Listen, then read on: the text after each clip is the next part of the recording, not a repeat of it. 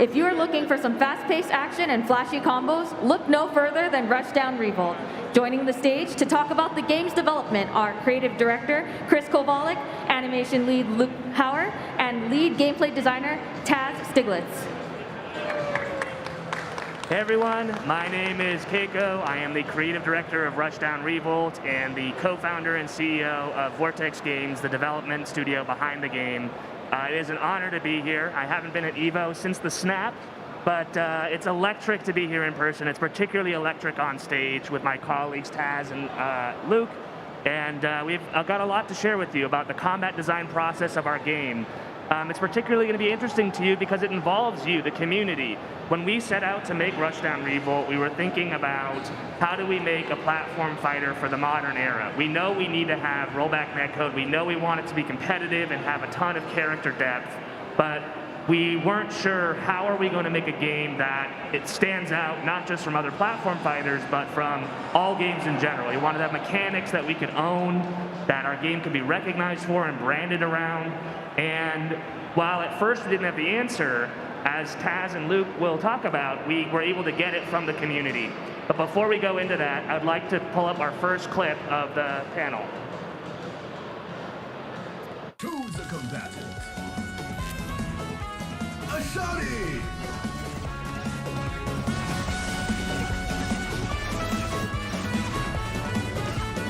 Wayshawn!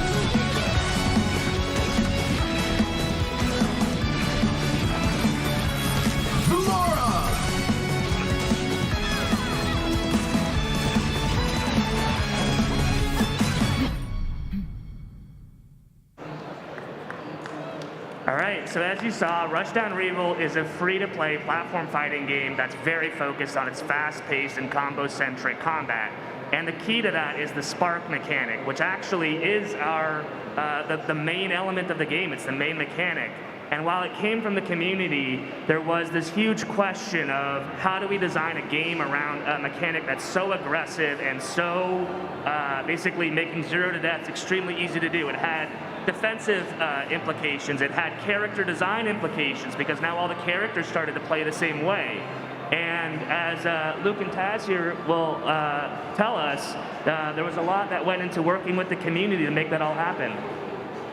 Oh yeah, okay, thanks Chris, and big thanks to EVO, super excited to be out here. To start off, I want to tell you guys about the spark mechanic that Chris mentioned, because it's so essential to the gameplay in Rushdown Revolt that you won't really understand anything else if you don't understand how the spark works. And I'd like to just tell you guys kind of how we came up with that mechanic. And this was about, I guess, 3 years back now. We were hanging out with our players in a Discord call, actually, and we were throwing around ideas of what we could do to, like, take the game to the next level, because at that point, it kind of felt like every other platform fighter did. We didn't really have anything special or unique to Rushdown Revolt. So the conversation got around to like cancels and stuff. We were talking about all the different kinds of cancels there are, you know, dash cancels, Roman cancels if you play Guilty Gear, etc. And someone came up with the idea. They were like, what if you could cancel anything into anything? And we were kind of like, oh, well, that's kind of ridiculous. And we thought about it, and we were like, well, you know, let's try it. So we did. We implemented it. The way we went about it was we created this resource called Spark. And the way it works is if you hit someone, you get a spark. And then you can use that spark to cancel into a dash in any direction, including in the air, up, down, whatever you want. And then you can cancel that dash into another move. And that's how we achieved the canceling anything into anything that had been suggested. And we tried this out, and if you've ever played like a turbo mode mod of a game before, you probably recognize this kind of mechanic. It was a lot of fun, we really liked it. But we knew from playing these turbo mode games, and a lot of our players came to us and were like, yeah, I've played like various mods of games that do this kind of thing. And it's fun for a few hours, but then it can kind of get frustrating once like every hit is leading into a 0 to death. So we really realized that we're going to need to build the whole game around this mechanic if we want it to work. We couldn't just put it into the game we already had and expect things to go well. So we've spent kind of the last 2 or 3 years iterating on the spark mechanic and trying to make something really cool. And I think we've ended up with something that's really exciting to use and to watch, and you can do all kinds of stuff with it. And we've kind of avoided a lot of the pitfalls that those turbo mode mods have with mechanics like this. So we've actually got a clip prepared. You guys can check it out. It shows off the spark mechanic that we've spent all this time working on.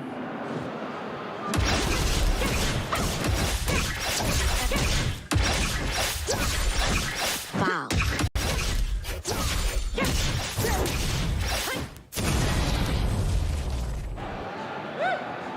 So that was some crazy offense we just saw, and we knew we liked that, but we wanted to give the players defensive options so they still had agency when they were playing defense.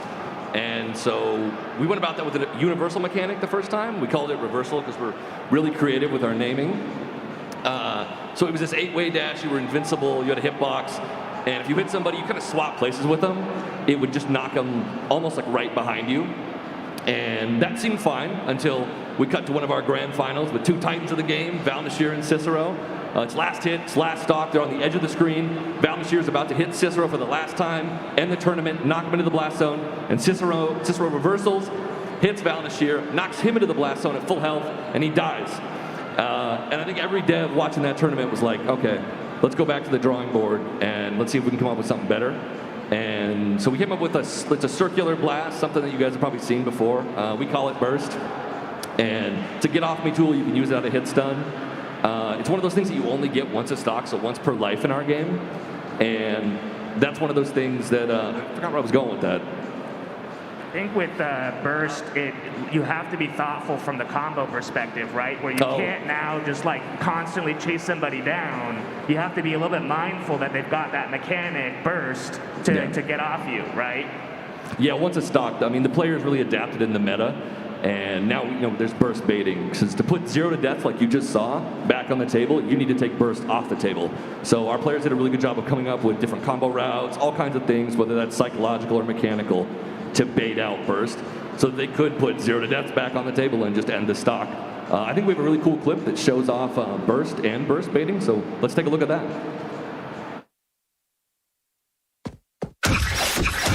Don't get grumpy.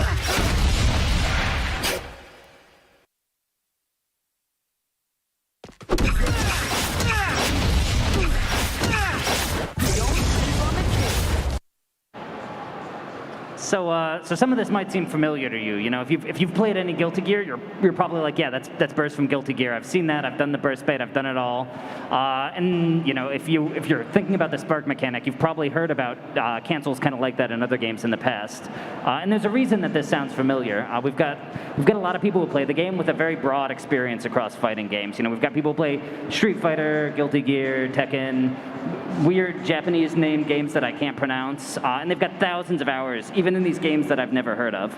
So oftentimes when we're developing something like the reversal mechanic we had, we'll have people who've played with similar mechanics in other games, like Guilty Gear, for example, and they'll be like, hey, I've seen a mechanic like this, and these are the kinds of problems that arise, or if you do it like this, you won't have these problems. And a lot of players came to us and they were like, hey, we're Guilty Gear players. We really like Burst. We think you should basically just do something like Burst instead of this reversal. And we were like, yeah, let's try it out. We haven't seen it in a platform fighter before, so it'd be really cool to see how that works in a platform fighter. And it ended up solving our problems really well. I forgot where I'm going next. You were going to talk about cargo throw. Oh yeah, exactly. Another great example of when we talk to our players and like get feedback from them and how we really like to listen to ideas the players have because they've got all this experience. It was I was talking to Valnashir. I was actually playing games with Valnashir, the guy Luke mentioned previously. And we were playing Erda, and she's this grappler character, with grabs. And she had a lot of grabs back then. This was like 2 years ago. But she didn't really feel like a grappler. She didn't really do anything unique with the grabs. She'd just grab you and then combo off it like any other character. So we were talking like, okay, what can we do with this character to really set them apart and make them feel special and make their grabs feel special? And Valnashir plays a lot of Smash Bros. So he was like, well, in Smash Bros, Donkey Kong has this mechanic where he can grab someone and then he can kind of carry them around and move them around and then throw them. We could do something like that on Erda. And I'm like, well, yeah, that's a cool idea. And we have this dash mechanic that's integral to our game. What if she could grab someone and then dash while she's still holding them and then throw them? And I was so excited by this idea. I remember I didn't sleep for like 30 hours. I just went right to my code and started implementing the idea. Without talking to his boss about it first. Yeah, I didn't even tell Chris about it until then 30 hours later. It's like 10 a.m. I haven't slept. I'm like, Chris, getting a voice call. Look at this. I showed him and I'm like, can I please put it in the game? And Chris is like, I don't know, that looks kind of crazy. Thought about it for a second, and then he was like, yeah, let's try it out. So I put it in, we put up a test build, and we gathered together some of our players. We were like, hey, you guys want to try out this new mechanic? Please try it. I haven't slept in 30 hours. And to nobody's surprise, it was completely broken right off the bat. Urda was hands down the best character in the game at the time, at least that night. But we spent the next few days, once again, listening to our players, talking to them, what do you think's too strong about this? What can we keep? What has to go? That kind of thing. And after a couple days, we got it to a place where it was a really solid mechanic. And to this day, it's like an essential part of Urda's kit that really sets her apart from the other characters in the game, and then maybe even from other grapplers and fighting games as a whole. And I think we've got a clip up here of Urda using her cargo throw and her other throws that you guys could take a look at.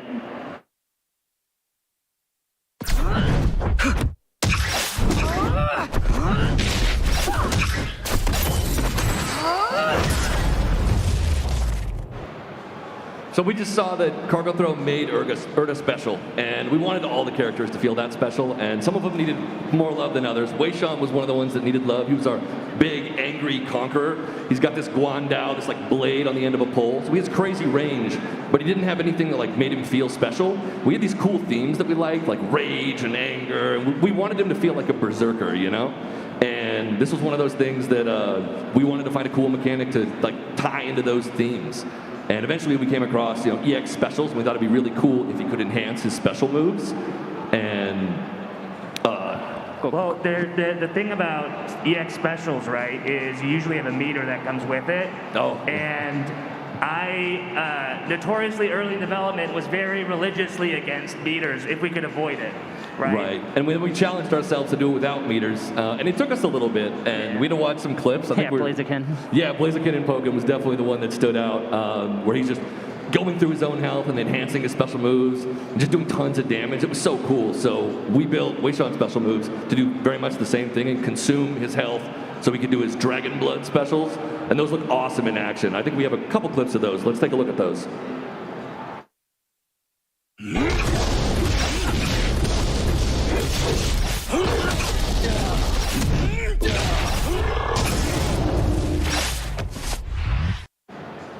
That was wild. That was wild. And we promised there's a health bar. It wasn't on the clip, but it was going down. Both of the health bars were going down. They were, we swear. Not to be redundant, but we do have a Rushdown character in Rushdown Revolt. His name is Kid. He looks like a goat. He used to have this old side special that was this flying headbutt, kind of like E-Honda Sumo Headbutt in Street Fighter. Yeah, or maybe something like Luigi's Green Missile. Yeah, in Smash Brothers, exactly like that, where he would charge up and then he would fly across the stage with this flying headbutt hitbox. And I didn't like that before we had Spark. So after we added Spark and it could on-hit cancel, I liked it even less. So we want to go back to the drawing board and see if we could come up with something really cool. And I think at some point in the conversation it came up about we could try something like Akuma's Demon Flip, and that would give him more mix-ups. We felt like he was a really direct character. And so we took the framework, and so we gave him a flip jump, and if you don't hit any inputs, he comes down with a sliding kick that you can start combos with. We wanted to give him an analog to Hammer Fist that just felt good to land on people. And so in a platform fighter, we wanted something that produced a ton of knockback, did a bunch of damage. Yeah, the red horns. Yeah, we gave him this big horn swing that he can do and just knock people up into the air. And you can kill off of it. It just feels great to land. You're not going to land it all the time. And then right, and then shout outs to Ryan, who's, I don't think he's in the audience here, maybe he's playing at our booth, but he was like, Akuma also has a command grab, so let's get one of those too. Yeah, so we added the throw option, they got jump cancels in there. But I think the coolest thing wasn't the options that he gained access to, it was implementing a set jump arc in a platform fighter. We don't get to play around with those very much. Most of the time, jump arcs in platform fighters are a combination of the initial velocity of the jump, gravity, drift. It's all like player expression. Fast which is falling. Yeah, it's cool to have that freedom, but working with a set jump arc gives you, I mean, you guys know this in traditional fighting games, that defines how your character feels in neutral when you jump. How high do they go? How fast can they move in the air? What can you do out of it, like those different angles? And that was really fun to experiment with. I think that was probably, I think it's my favorite thing about that move. And we have some cool clips that really show you what Demon Flip can do, so let's take a look.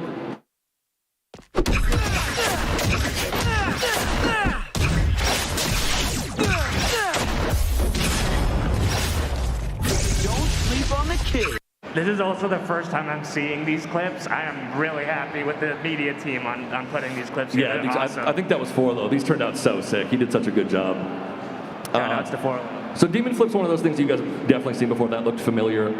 The next thing is, you guys saw it earlier at the end of the cargo rush combo, that big flying command grab, the power bomb that she did.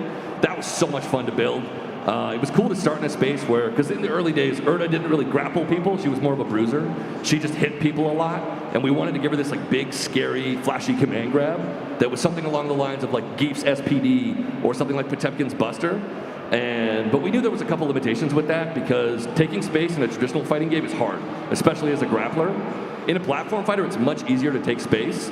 So we had to adjust that and like place some limitations. The caveat that we decided on was to make it an anti-air command grab, a lot like Potemkin's Heat Knuckle. That way that if she landed next to people, she couldn't do it on the ground, but you could do it anytime in the air.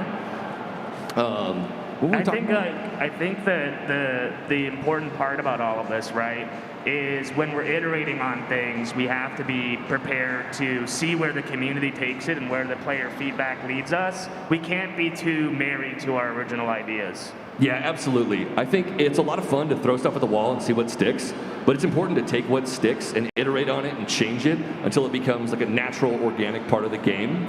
I think if I had to boil that down to just like a single statement, it would probably be, it's okay to start someplace familiar as long as you're okay growing to someplace new. Yeah, and there's one example of that going someplace new with something we've got that I really love to tell the story, because it was a lot of work for me. We had this character way back we still have him, called Afi and Galu. And it's one character, but it's also two characters. There's a little fire guy called Afi and a little water guy called Galu. And the idea is they work together to fight. They kind of 2v1 you know?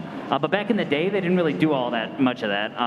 It was more like you'd play one of them, and the other one would kind of just sit on the side and watch. And you could swap between them, but there wasn't really anything interesting you could do with that.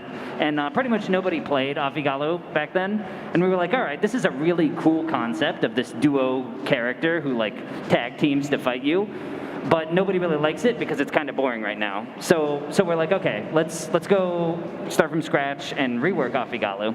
And we did that, and we put in some effort, and we reworked it into a mechanic where one totem would use a special move when you press the special button down, the other would use a special move when you release it. So you could do this kind of negative edge back and forth combo thing. And more players like that, but even more players dislike that. It could be very frustrating to play against. It was, it was hard to keep track of. And so we were like, all right, this might be a little improvement, but I think we got to do it again.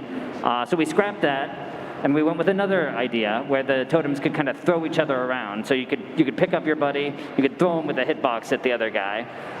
And that, a lot more players actually really liked that mechanic.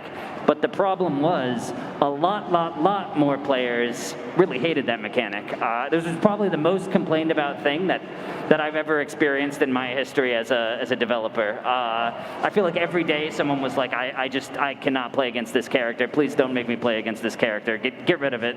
So we were like, all right, third time's the charm. Let's go back to the drawing board and let's do this again. But this time, let's kind of take it a little more carefully and let's talk to our players about this. So we took a month or two, maybe even longer, and we held round tables with a lot of our players, a lot of the Afi Galu mains, a lot of the main vocal Afi Galu haters, and everyone in between. And we kind of asked questions like, what do you really like about this character that we have to keep? And what do you hate about this character that's ruining the experience for you playing against them, and that kind of thing. And after a couple months of that, we came up with this final idea, this new idea of letting them swap between each other almost instantly, but you have to use the spark that we talked about earlier. So you can only do it while you're comboing. And this idea really stuck, and a lot of people liked it, and much less people disliked it. There's always some people who dislike things, but by and large, the complaints were mostly gone at that point. And we finally hit this really cool character who could do these really cool swap combos. And the thing I want to drive home is that we never would have reached that point if we didn't listen to our players. If we said, no, we did this rework and it's good because we made it. We were willing to say like, yeah, we put in all this effort, but it kind of sucks, so we gotta restart. And we were willing to do that 3 times. And that's the only reason we got this really cool character who can do all these really cool things. We've got a clip. It's actually a match from our EVO qualifiers. It's a full match of the 2 characters. Afi and Galu versus another character that can kind of show off some of the cool stuff that they can do now that we finally kind of nailed the formula of the duo character after all this iteration. So you guys can take a look, and I hope you enjoy the match. Is looking to be a good one. I hope hopefully Rain can change my opinion, man. Oh yeah, and then it looks like Durain is just gonna instantly take the first interaction. Oh my god, even Leviathan's down air can't break this up. Yeah, this is a Shani, especially, man. She has such good normals on the ground. It's very hard. Oh yeah. Oh yeah, especially that like massive disjoint on F-Tilt, but it looks like the swapping is going to come through and save Leviathan a little bit. Get a little bit of damage, but there it is. Galu is off right stage, while Afi is going to make his way back.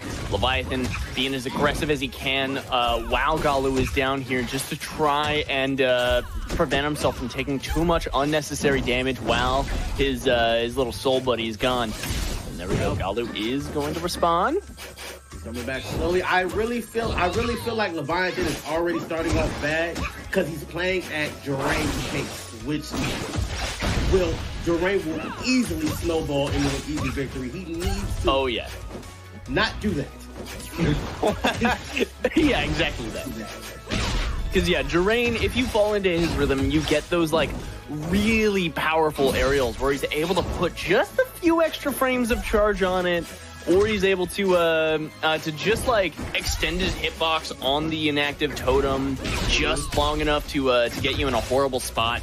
Like, he's so good at forcing you into these horrible positions. Great kill on the forward kick from Durain. I mean, he's not Durain, excuse me, from Leviathan. Oh yeah. He's doing really good to keep Afi and Galu alive. You can see Durain trying his best to make sure they stay separated. They can't communicate, they can't work together, or even... Oh yeah. Yeah, and honestly, Durain doing an amazing job at comboing each totem individually. Galu's floatiness allows for those ladder combos so much better than Afi's fastball. And then here we go, back into neutral. It looks like Leviathan is going to come out on top. Oh my god, the off-stage swap! That was beautiful, Leviathan. And here we go, back into neutral. He's going to land the tilt. Well done! Woo! That down tilt on Afi and Galu is so good. Oh yeah. And that one interaction brought him right back into the game. So here we go, back into equal footing. Durain is going to go into center, just knock Afi off stage. Leviathan is going to kind of give him that space that that Durain wants, unfortunately, because this does mean that the totem's off stage. He's going to go for the down throw, super jump up air into the up. He's off stage. Pulls himself back towards center with the soul link. I knew he was going to switch too. Durain was looking for it too, but he missed the punish. He missed the punish right as the switch. Yeah, that was a beautiful utilization of the way that Afi and Galu will finish their moves during their swap with Steam Puff. So, like, well done to Leviathan for forcing Durain to respect his side B and allow him to save Private Galu over there. Here we go. I gotta give it to Leviathan. Like, like I said, he's not playing at Durain's pace, and Durain is trying to catch up right now. He never will. And then there we go, the down air. He goes back into center stage. Goes for the side B. Leviathan now just holding center. Durain actually going for the active totem rather than the inactive one. He does give a quick punch off to Afi there, but here we go. Leviathan able to make it back to center stage. Goes to the side B, and the desync is going to come through, allowing him to get a huge amount of space. The crit state is not going to pay off though, as Durain just gets Afi off stage. And then there we go, the down tilt. Ooh, nice back air out of hit stun there. Durain on the ropes. There is down tilt into the up air. Goes to the forward air. Side B is going to come out, but he's not going to get a whole lot off of it. Oh, the down tilt. Yeah, and there it is. The burst bait, and that's death. That is death. I love the way Leviathan. You might turn me into a believer, but that was only one round. You got 2 more to go, my guy. Again, this is the first time I've seen these clips for the panel, and it's like this inside joke that Jerain is like literally one of the best players in our community, and for whatever reason, he's always the guy getting bodied in our clips. I don't understand why that keeps happening. Like Pugsy had the first like really insane viral tweet with Jerain. Anyway, unfortunately, that's all that we have for you today, but it was such an honor to be here. Huge shout outs to the EVO staff. Huge shout outs to the Rushdown Revolt team, everyone at the booth still, everyone back home still working on the game, preparing for our beta release later this month. It's going to be an awesome time, and we hope you enjoyed it. If you like what you saw, we'd be humbled if you came to our booth or if you visit us in Discord. But that's it. Thank you guys so much. Thanks, you for everyone. having us. And remember, we have rollback netcode, so you can play from home. Oh, yeah. Oh yeah, it's free to play, rollback, Rollback. competitive. Competitive. What's not to love?